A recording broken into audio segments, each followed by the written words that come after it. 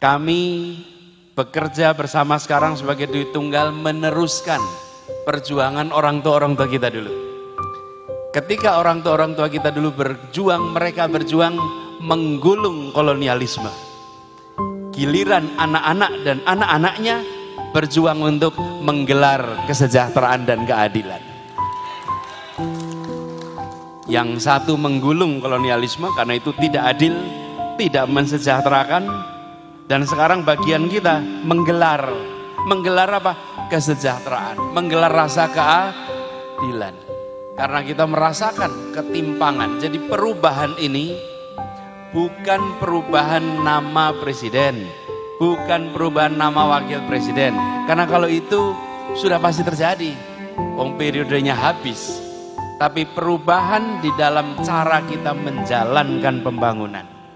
Kita ingin agar pembangunan ke depan itu setara, semua mendapatkan kesempatan yang sama.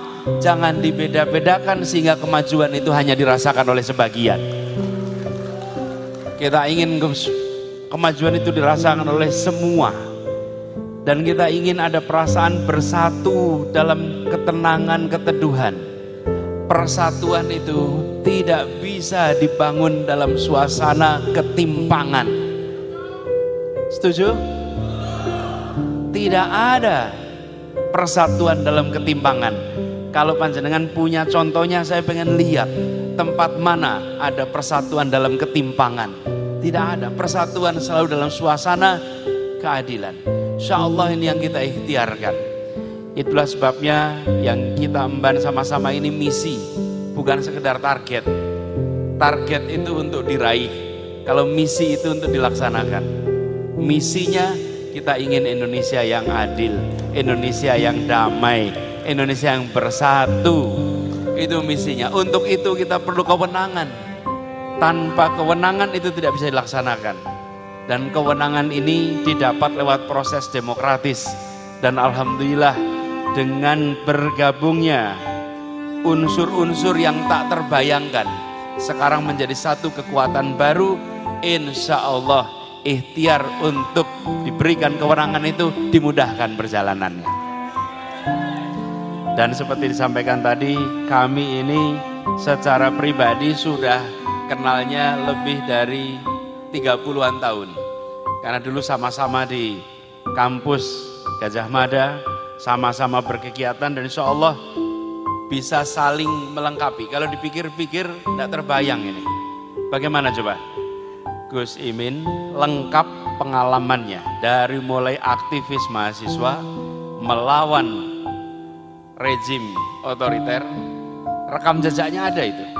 Kemudian terus aktif di organisasi pergerakan kemahasiswaan, sampai kemudian mendapatkan amanah mimpin partai, dapat amanah untuk menjadi wakil ketua DPR, dapat amanah menjadi menteri, dapat amanah wakil ketua MPR. Ini semua adalah sebuah kelengkapan yang membuat insya Allah bila disandingkan, saya bawa pengalaman di pemerintahan sebagai kepala daerah. Saya belum pernah menjadi anggota DPR. Gus Imin pernah jadi anggota DPR. Gus Imin belum pernah menjadi kepala daerah. Saya bawa pengalaman sebagai kepala daerah. Sama-sama pernah di eksekutif. Beliau pernah di menteri, saya pernah di kementerian. Jadi ada unsur-unsur yang kita memiliki kekuatan, yang kita memiliki kurangan, dan saling mengisi. Itulah sebabnya doakan agar Dwi Tunggal ini benar-benar menjadi makin solid. Bukan saja di dua pribadi, tapi semua unsur-unsur pembentuknya. Sehingga ini menjadi sebuah gerakan baru yang bersama-sama. Dan insya Allah yang kita ingin lakukan bukan sekedar untuk pribadi-pribadi. Ini bukan tentang satu orang, ini bukan tentang dua orang, ini bukan tentang satu partai, ini bukan tentang satu koalisi. Ini tentang nasib masa depan anak-anak dan anak-anak kita ke depan.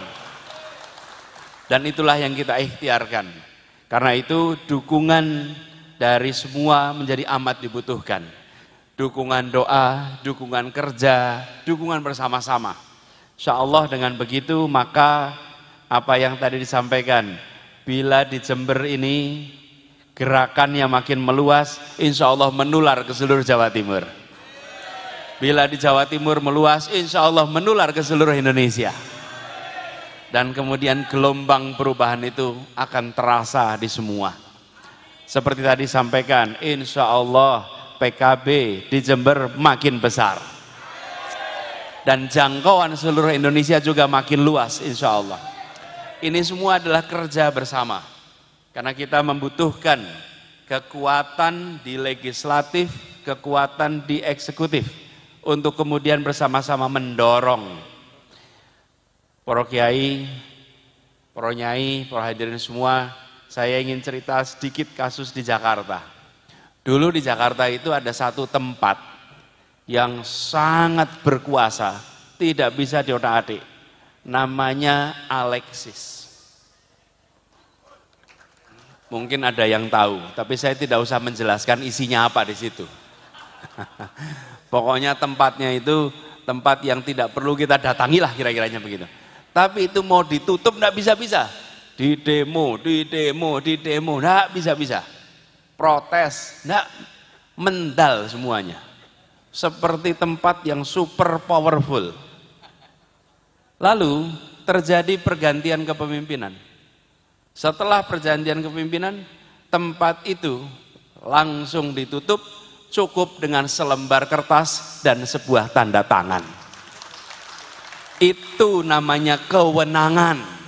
Itu namanya kewenangan.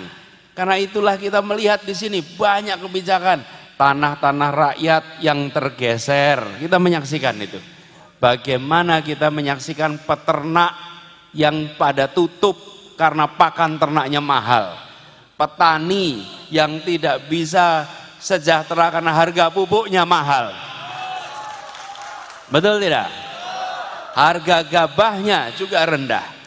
Kita ketemu dengan nelayan-nelayan yang kesulitan untuk solar, kesulitan untuk jaring, kesulitan untuk alat-alat mereka berlayar. Ini semua sebetulnya sumber dayanya ada. Tinggal masalahnya mau ditandatangani tidak alokasi untuk mereka. Betul ya saya? Karena itu yang kita bicarakan kewenangan. Kita tidak sekedar mau protes, bukan, kewenangan.